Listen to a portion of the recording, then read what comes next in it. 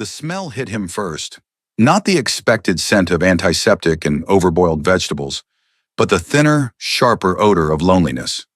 It was a smell Spike knew from empty VFW halls late on a Tuesday night, a mix of dust, stale air, and something that felt like forgotten time.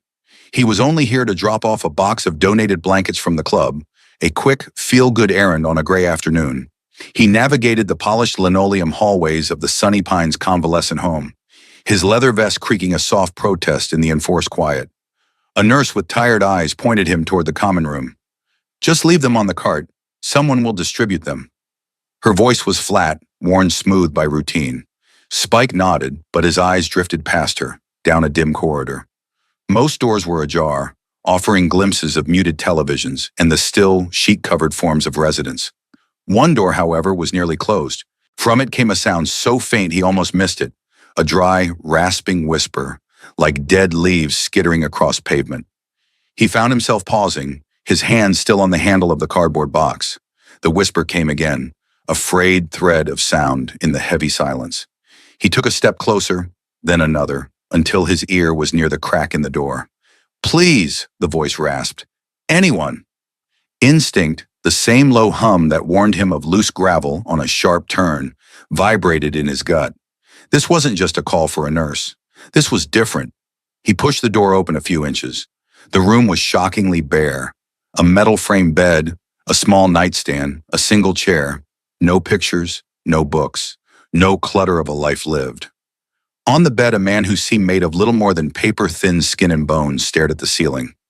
His eyes, pale blue and watery, were fixed on a water stain that looked like a faded map of a country no one remembered. Spike cleared his throat softly. "Excuse me?" The old man's head turned with a slow, painful creak.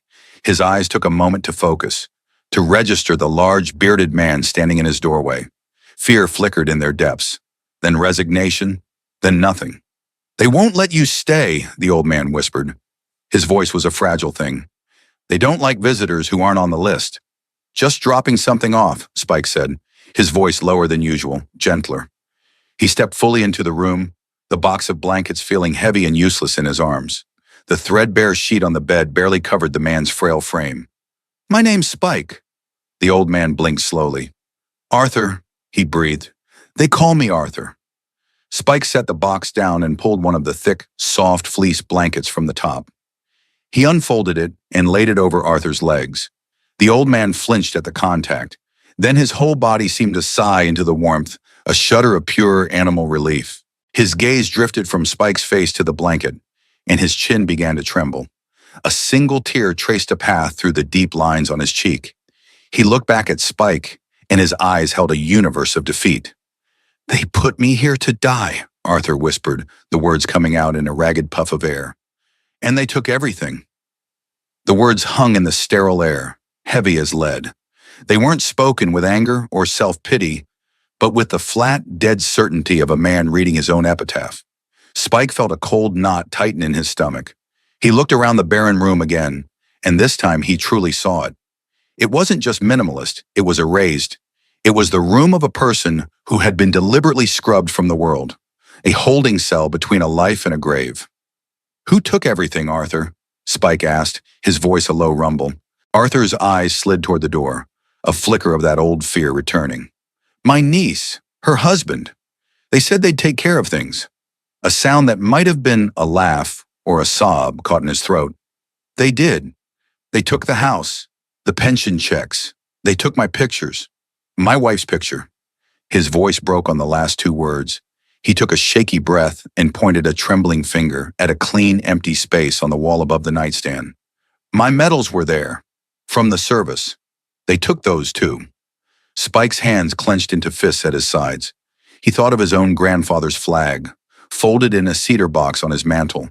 He thought of the pictures on his own walls, the dog-eared photos of club brothers, some long gone. A life wasn't just breath and a heartbeat. It was memories. It was proof. And they had stolen this man's proof. A nurse appeared at the door, her expression impatient. "Sir, you can't be in here. This isn't a visiting hour for unapproved guests." Spike turned slowly, his sheer size filling the small room. He didn't raise his voice. He didn't have to. "I'm just leaving," he said, his eyes like chips of granite. He looked back at Arthur, whose face had gone slack with despair, sure that this was the end of it, that this stranger would walk away and the silence would swallow him again. Spike leaned down close to the old man. "Arthur," he said, his voice a promise, "I'll be back." He walked out of that room and down the hallway, the nurse's glare bouncing off the back of his leather vest. He didn't just feel anger.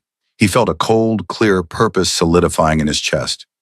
He knew he couldn't fix this with a complaint form or a call to a faceless agency. This required a different kind of authority. This required family. Have you ever had that feeling? That deep, gut-level certainty that something is profoundly wrong, even when everyone around you is acting like it's normal? It's a voice that's easy to ignore, to push down with the noise of daily life. But sometimes listening to that voice is the most important thing you can ever do. If this story is already speaking to you, hit that like button and subscribe, because you're about to see what happens when one person refuses to walk away. The ride back to the clubhouse was a blur of roaring engine and rushing wind. The cold purpose in Spike's chest had hardened into a plan. He bypassed the main floor where the usual noise of jukebox music and clinking glasses filled the air. He went straight to the back room, the one with the heavy oak door that simply said President. He knocked twice, a hard, sharp rap. A gruff voice called out, "It's open." Deacon was sitting behind a massive desk, a ledger open in front of him. He was a man built like a mountain, with a long, graying beard and arms covered in faded ink that told the story of his life. He didn't look up when Spike entered. He just kept running a thick finger down a column of numbers. Deacon wasn't a man for small talk. You stated your business, he made his decision, and you lived with it. "What is it, Spike?" he asked, his voice a low growl that seemed to come from the floorboards. Spike stood before the desk, his boots planted firm. He waited for Deacon to look up. After a long moment, the older man sighed and lifted his head. His eyes were sharp, missing nothing. "I was at that old folks' home," Spike began. "Sunny Pines, dropping off the blankets." Deacon grunted, a sign for him to continue. "I met a guy, an old soldier, name's Arthur." Spike kept his voice even, reporting facts, letting them land. His family dumped him there, cleaned him out, took his house, his money, his photos, even took his medals. Deacon's eyes narrowed almost imperceptibly. His massive hands, which had been resting on the ledger, flattened against the dark wood of the desk. He said nothing. "The room is empty, Deacon," Spike pressed on, his own voice growing tighter. "I mean, empty, like he doesn't exist. He's just waiting to die. He told me so himself." The silence in the room stretched out, thick and heavy. Spike could hear the muffled thud of the jukebox through the door, a world away. He'd seen Deacon angry before. It was a terrifying, controlled storm. But this was different. This was a stillness that felt more dangerous than any rage. Deacon's gaze was fixed on him, but it was also looking through him, at something far away. "Medals," Deacon said. The word, a flat, hard stone, dropped into the quiet. "Yeah," Spike confirmed. "Said they were on his wall. Gone." Deacon leaned back in his chair, the leather groaning in protest. He stared at the ceiling for a full minute, his jaw working silently. Spike didn't dare move. He had brought the problem to the mountain. Now the mountain had to decide whether to move. Finally, Deacon brought his gaze back down. It was colder now, harder. "What do you want to do about it?" It was a test. Deacon wasn't a man who gave orders without seeing the conviction behind the request. "I want to fix it," Spike said, the words coming out with more force than he intended. "I want to get his things back. I want to show him he's not forgotten. I want to go back there, not just me, all of us." Deacon stared at him, his expression unreadable. For a heart-stopping moment, Spike thought he'd overstepped. The Deacon would tell him it wasn't the club's business, that he was being sentimental. Then Deacon reached for the old rotary phone on his desk. He picked up the receiver and dialed a single number. He didn't look at Spike. He looked at the wall, at a framed photo of a group of young men in uniform, Deacon among them, decades younger. "Tiny," Deacon's voice rumbled into the phone. "Call the chapters, all of them. Tell them it's a church call. Sunrise tomorrow. Sunny Pines Convalescent Home on the east side." He paused, listening. "No, it's not a run. It's a visit." He listened again, and a ghost of a smile, a grim, dangerous thing, touched his lips. "Yeah, you could say that. We're visiting a soldier." He hung up the phone with a heavy, final click. He looked at Spike, and for the first time, Spike saw something beyond the hard-edged president. He saw the man who remembered being a soldier himself. "Get the word out to our boys," Deacon ordered, his voice back to its usual gravelly command.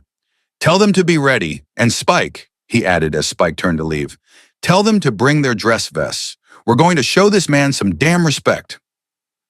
The next morning, the sun rose on a sight the quiet suburban streets of the east side had never seen before.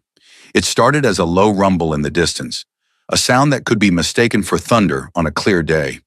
But it grew steadily, a deep, guttural roar that vibrated through the pavement and rattled the windows of the neat little houses. One by one, then in groups of 10, then 20, they came. Motorcycles of every make and model, their chrome gleaming in the early light. They poured into the streets surrounding Sunny Pines, a river of steel and leather. They didn't rev their engines or shout. They moved with a disciplined, almost solemn purpose, finding parking spots along the curb, in the adjacent strip mall lot, anywhere they could fit. 190 of them. Members from 5 different chapters, all wearing their cuts. The club patches stitched proudly on the back of their leather vests. They were mechanics and contractors, lawyers and bartenders, men of all ages and walks of life, united by the code. They dismounted in near silence. The only sounds the click of kickstands and the crunch of boots on asphalt. Inside Sunny Pines, the atmosphere was one of confusion and rising panic. The receptionist, a young woman named Brenda, stared out the front window, her hand frozen halfway to her coffee cup. The night nurse was frantically calling her supervisor. A few residents, the early risers, had their faces pressed to the glass, their eyes wide with a mixture of fear and excitement. Spike stood with Deacon at the head of the formation, watching the last of the bikes fall into place. Deacon took a long drag from a hand-rolled cigarette, the smoke pluming in the crisp morning air. He looked at the rows of men standing silently by their machines. He looked at the sterile, unassuming building in front of them. "All right," Deacon said, his voice carrying easily over the now quiet engines. "Remember the rules. We don't touch anyone. We don't threaten anyone. We don't raise our voices. We are here as guests. We are here to visit our brother. Is that clear?" A chorus of "Yes, Prez" rumbled back from the crowd. "Spike," Deacon said, nodding toward the entrance, "you lead the way." Spike walked toward the automatic glass doors, and they slid open with a soft whoosh. He stepped inside, and the chatter in the lobby died instantly. 189 men followed him, filling the reception area, their sheer numbers a silent, overwhelming force. They didn't push or shove. They simply occupied the space, standing shoulder to shoulder, their presence sucking all the air out of the room. The facility director, a flustered man in a cheap suit named Mr. Harrison, came rushing out of his office. "What is the meaning of this? You can't just come in here. This is a private facility." Deacon stepped forward. He was a head taller than Harrison and twice as wide. He didn't loom over him menacingly. He just stood there, a mountain of quiet authority. "We're here to visit our friend," Deacon said, his voice calm and level. "Arthur Patterson, room 21B. "Arthur Patterson? He can't have visitors. It's not on his approved list," Harrison stammered, his eyes darting around at the sea of leather-clad men who now filled his lobby and spilled into the hallways. "We're his family," Deacon stated simply. It wasn't a request or an argument. It was a fact. "And we're on the list now. We'd like to see his room." Harrison paled. He looked from Deacon's unyielding face to the silent army behind him. He swallowed hard and gave a weak, jerky nod. "This way," he squeaked, turning and leading them down the corridor. The procession was silent. The only sound was the squeak of Harrison's polished shoes and the soft tread of 200 pairs of boots on the linoleum. Residents peeked out of their doorways, their expressions of alarm turning to ones of stunned curiosity. When they reached room 21B, Harrison fumbled with the key card. The door swung open to reveal the same barren, soul-crushing room. Arthur was in his bed, awake, his eyes wide with terror at the commotion. He saw Spike first, and a flicker of recognition crossed his face. Then he saw Deacon and the men filling the hallway behind them, an endless line of silent, watchful giants. His mouth fell open. Deacon stepped into the room and walked to Arthur's bedside. He looked down at the frail man, his expression softening in a way few ever saw. "Arthur," he said, his voice a gentle rumble, "my name is Deacon. These are our brothers. We heard you were feeling a little lonely. We came to visit." Arthur could only stare, speechless. Tears welled in his eyes, but this time, they were not tears of despair. They were tears of disbelief. Deacon turned to Harrison, who was hovering nervously in the doorway. "This room," Deacon said, his voice hardening again, "is unacceptable." He didn't wait for a response. He turned to his men. "All right, boys, let's make this place a home." It was like watching a perfectly executed military operation. Two men immediately went to the window, opening it to let in fresh air. Another group strode back out toward the parking lot. A few minutes later they returned, carrying boxes. A brand new television, a small refrigerator, a microwave. They were followed by more men carrying a comfortable recliner, a new lamp, and a sturdy wooden dresser. They moved with quiet efficiency, assembling furniture, plugging in electronics, transforming the sterile box into a livable space. Spike knelt by Arthur's bed. "We're going to get your things back, Sarge," he said, using the honorific without thinking. Arthur just shook his head, overwhelmed, whispering, "How? How did you—" "We're family," Spike said simply. "Family shows up." While the room was being furnished, Deacon dealt with the other matter. He pulled Harrison aside. "I need the name and address of Arthur's next of kin, the ones who admitted him. I can't give out that information. It's a violation of privacy," Harrison protested weakly. Deacon just looked at him. He didn't say a word. He just held the director's gaze. The silence stretched. Harrison's resolve crumbled like sand. He scurried back to his office and returned with a slip of paper, his hand trembling as he handed it to Deacon. Deacon glanced at the paper and passed it to one of his lieutenants. "Tiny, you and Cutter take a ride. Be polite. Explain to these people that there's been a misunderstanding. Arthur's property needs to be returned. All of it. Today." Tiny, a man whose nickname was a clear irony, nodded grimly. "We'll be real polite, Prez." The two bikers left without another word. As they walked out, another group of men came in, their arms laden with grocery bags. They began stocking the new mini-fridge with juice, milk, and fresh fruit, and the small pantry shelf with crackers, soup, and coffee. One biker, a burly man with a tattoo of a teddy bear on his forearm, carefully placed a framed photo on the new nightstand. It wasn't one of Arthur's lost photos. It was a picture of the club, all 190 of them, standing in front of the clubhouse. Arthur watched it all, his eyes moving from one man to the next. He saw them working, not with grim obligation, but with a kind of gentle purpose. He saw them talking in low voices, coordinating their efforts. He saw one of them carefully wiping down the new dresser with a soft cloth. He was no longer in a cell. He was in the middle of a home being built just for him. An hour later, Tiny and Cutter returned. They were followed by a pale, sweating man and a woman with a pinched face, Arthur's niece and her husband. They were carrying boxes, their arms full. They didn't make eye contact with anyone, least of all Arthur. They scurried into the room, deposited the boxes on the floor, and turned to leave.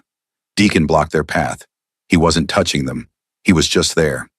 "Is that everything?" he asked, his voice dangerously soft. The man nodded frantically. "Yes, everything, I swear." "The medals," Deacon said. The woman flinched. She reached into her oversized purse and pulled out a velvet-lined box. She held it out with a shaking hand. Deacon took the box. He didn't open it. He just looked at her. "You should be ashamed," he said, his voice flat and devoid of emotion. It was worse than if he'd yelled. It was a judgment. "Now get out of my sight." The couple practically ran down the hallway. Deacon turned and walked back to Arthur's bed. He held out the box. "I believe these belong to you, Sergeant." With trembling fingers, Arthur opened the lid. There they were, nestled in the worn velvet. His medals, the proof, the physical embodiment of his sacrifice, his courage, his life of service. A deep, shuddering sob escaped him. He clutched the box to his chest, the first real sound he'd made all morning. Spike took a hammer and a nail from a toolkit one of the brothers had brought. He walked to the empty space on the wall above the nightstand. With two sharp taps, he drove the nail into the wall. He then took the most prominent medal from the box, its ribbon faded but proud, and hung it where it belonged. The room was full now, full of furniture, full of food, full of men, but more than that, it was full of respect. Arthur looked from the medal on the wall to the faces of the bikers surrounding his bed. They weren't looking at him with pity. They were looking at him with a quiet, profound reverence. He was no longer Arthur from 21B. He was Sergeant Arthur Patterson, and he was home. What you've just witnessed is more than an act of kindness. It's a reminder that community is a choice, and family is forged in loyalty, not just blood. We see stories of neglect and loneliness every day, but we rarely see the response they deserve. If you believe in the power of showing up for one another, share this story. Let's spread the message that no one should ever be forgotten. And tell me in the comments, what does the word family mean to you? The transformation of Room 21B was only the beginning. It was the first day of the rest of Arthur's life. The bikers didn't just furnish a room and leave, they stayed. Not all of them, of course, but a rotating guard. Two members were always there, sitting quietly in the recliner or the chair, reading a magazine, talking to Arthur if he felt like it, or just providing a silent, reassuring presence. The staff at Sunny Pines, from Mr. Harrison down to the orderlies, suddenly treated Arthur like a king. His food was always hot, his calls were always answered immediately, and his room was cleaned with meticulous care. The fear of Deacon's quiet disapproval was a more powerful motivator than any corporate policy manual. A week after the visit, Spike came by with a mechanic's creeper and spent an afternoon adjusting Arthur's bed to the perfect height. He fixed the wobbly leg on the nightstand and rehung the metals with military precision. While he worked, Arthur talked. For the first time in years, he told his stories. He spoke of basic training, of the freezing cold in Korea, of the friends he'd lost, and of the day he met his wife Eleanor at a dance. Spike just listened, tightening a screw here, wiping a smudge there, letting the man's memories fill the room that had once been so empty. The club formally adopted him. On his 85th birthday, a month later, they threw him a party in the Sunny Pines common room. They brought a huge cake, barbecue from their favorite pit stop, and a brand new leather vest, custom made for him. It was small to fit his frail frame, and on the back, instead of a club patch, was a simple embroidered title, Sarge. Arthur wept as they helped him put it on, but they knew a decorated room in a nursing home was still a cage. A few months later, Deacon made another decision. The club pooled its resources. They found a small, accessible apartment in a quiet complex not far from the clubhouse. They paid the first year's rent. They moved all his new furniture and all his old memories into it. They set up a schedule. Every day, a different member was responsible for Sarge duty. It meant bringing him groceries, taking him to doctor's appointments, or just sitting with him to watch a baseball game. It was never a chore. It became an honor, a coveted assignment. The first time they took him for a ride was a sight to behold. They had acquired a sidecar, custom painted to match Deacon's bike. They bundled Arthur up in warm clothes, strapped a helmet on his head, and put a pair of riding goggles over his eyes. Deacon himself drove. They started slow, just a gentle cruise around the neighborhood. Arthur's grip on the sidecar was white-knuckled at first, his body rigid. Then as they picked up speed on an open road, Spike, riding alongside, saw Arthur's head tilt back. A smile, a real, genuine, joyful smile, spread across his face. He was free. Years passed. Arthur's health, which had been in a steep decline, stabilized. The doctors called it a miracle. Deacon called it having a reason to live. Arthur became a fixture at the clubhouse. He had his own chair in the corner, and he'd sit there for hours nursing a single beer, listening to the banter and the laughter. He became the club's grandfather, their confessor, their living link to a generation of quiet heroes. The younger members, the prospects, were required to spend an hour with him, just listening. It was part of their initiation. They learned more about duty, honor, and sacrifice from that old man in the corner than they could have learned anywhere else. The story of what they did for Arthur spread. Other veterans, lonely and forgotten, started reaching out. The club realized the problem was bigger than one man in one room. Under Deacon's leadership, they established the Sarge's Riders Foundation. It was a non-profit dedicated to assisting neglected veterans. They started with simple things: wellness checks, grocery delivery, home repairs. Soon they were advocating for veterans' benefits, fighting legal battles against predatory family members, and renovating entire wings of VFW halls. The 190 angels who showed up for one man had become an army of guardians for thousands. Spike remained closest to Arthur. He was there the day Arthur, at age 91, passed away peacefully in his sleep, in his own bed, in his own apartment. He was wearing his Sarge vest. On his nightstand was the picture of the club, and on the wall his medals hung, gleaming. The funeral was the largest the small town had ever seen. Over 500 motorcycles formed the procession, a deafening, miles-long tribute of rolling thunder. They escorted their sergeant on his final ride. At the gravesite, Deacon didn't give a flowery eulogy. He just stood before the casket, draped with a crisp American flag. "A man is not what he owns," Deacon said, his voice thick with emotion but steady as rock. "He is what he is remembered for." Arthur Patterson was a soldier. He was a husband. He was our brother. He will not be forgotten. As the honor guard fired their salute, Spike looked at the faces around him. He saw tough, hardened men, their eyes wet with tears they didn't bother to hide. He thought back to that gray afternoon, to the faint whisper from a half-closed door. He thought of how easy it would have been to just drop off the blankets and leave, to walk away. One man's life wasn't just saved that day, it was reclaimed. And in doing so, it changed the lives of everyone he touched. The epilogue of Arthur's story wasn't just about his own final years of peace and dignity. It was about the legacy he inspired, a legacy of loyalty, of respect, and of a family bound not by blood, but by the simple, powerful act of showing up. Heroes don't always wear capes. Sometimes they wear leather, and they answer the call when a brother, even one they haven't met yet, is in need.